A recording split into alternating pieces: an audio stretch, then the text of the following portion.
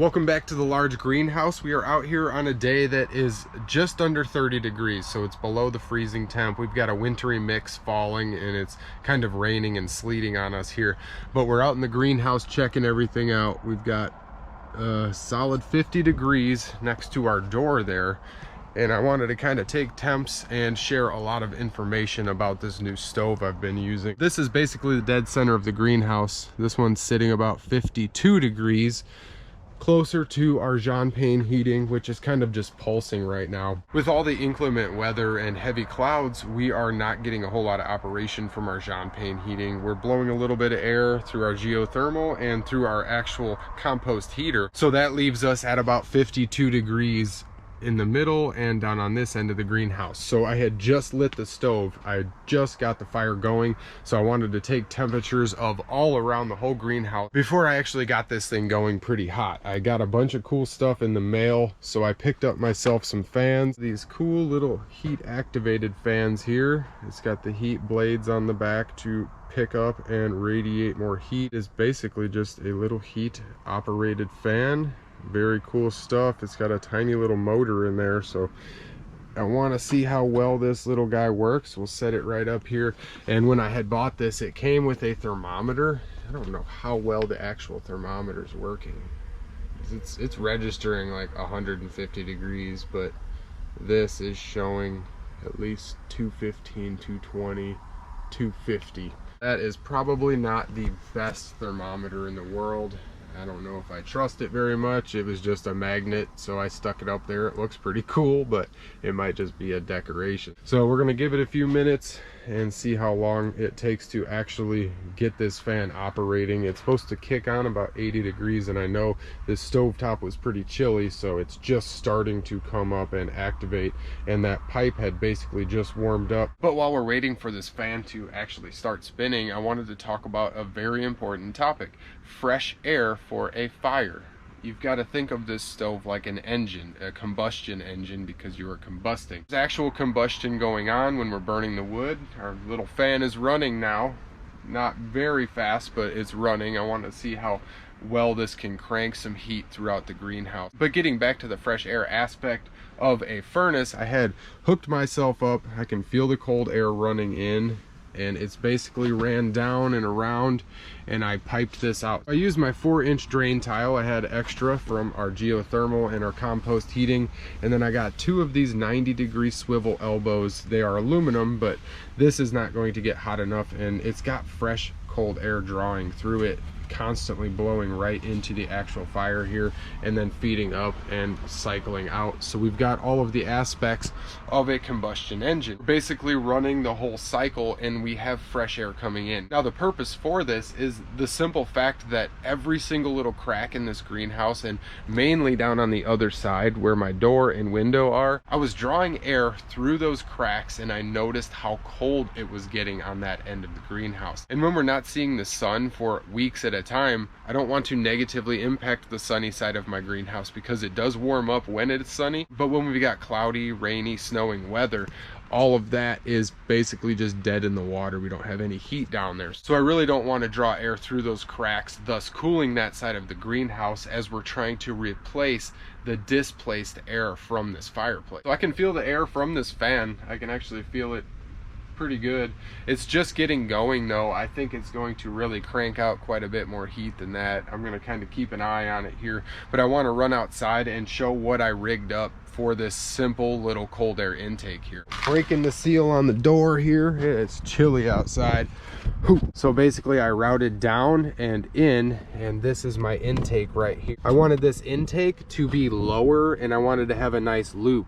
That way I'm not having any negative thermosiphoning. I don't want any of my air from inside coming out through this pipe. I just want to be able to feed cold air, fresh air, as my furnace is drawing. In the last video, I was showing basically what's showing up in the mail. I got my 100-foot of 1/4-inch copper tubing. So I've got my stove fan that is operating freely off the heat energy. I got 2 of my waterproof high heat fans, so we'll see how well these handle high heat. I plan on putting them up and either bracketing them up, and I've got my new solar system, everything that came with that. So I really haven't done anything to add upon the heat capture ability because this is just the next day after, and I really wanted to get my fresh air piped in here. I really wanted to create the nice circle of airflow because I didn't want to be drawing and negatively impacting that side of the greenhouse, because this side is a lot better sealed up. That window's sealed up pretty well down there, but my door is definitely where it's drafty. That's why I've placed thermometers throughout the entire greenhouse. I wanted one down here, one in the middle, one on the other end where we were having the negative impact from actually burning wood in here. I'm gonna light the little bit of incense I have left and kind of show the flow and how this flow is working for our cold air intake, and possibly even this fan here. Hopefully it started blowing a little faster than that. It's probably not on the very hot spot there, so I'll set it on a little warmer area and kind of see how well that starts cranking for me. You can see the cold air blowing, basically almost blowing that real fast. Blowing it right across those grates.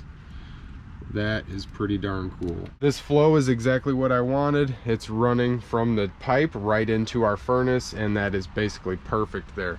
So let's check this out here. This is displacing some decent amount of air. Not too bad there. I don't know if you guys can see the actual smoke getting pushed around, but our stove is actually not that hot right now. Put this incense out. So I just fired the stove up on the beginning of the video, and I'm kind of interested to see how well this little fan progresses. I'm gonna feed some more wood chips and a little bit of scrap wood into this fire to kind of crank it up real quick, and then we'll come back and check this out. So we've got a decent fire burning in here. We're sitting about 260 at the bottom of the actual pot belly there. Stack is sitting almost 300 degrees.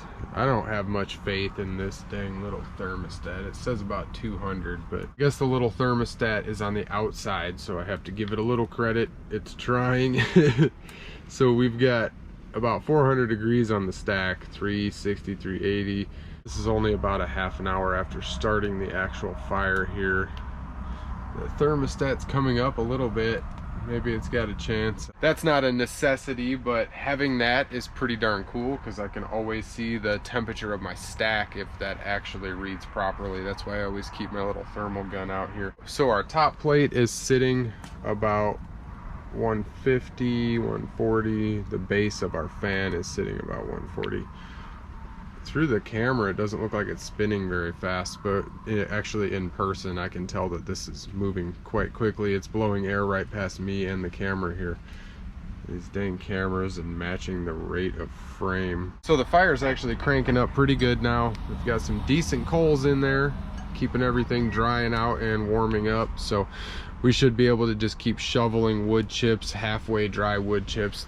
Drying our wood chips out is the hardest part because I've got to bring them in the greenhouse and set them next to the fire to actually dry them out. It's very, very tedious. So until I get a system in place to dry all my wood chips outside, kind of just stuck with bucketfuls at a time coming into the greenhouse, and I've got a couple 5-gallon buckets. I've just been hauling them in here and trying to let them dry out the best I can. So now that all of this is complete and it's actually a complete stove, I've got a nice cold air intake or fresh air vent basically.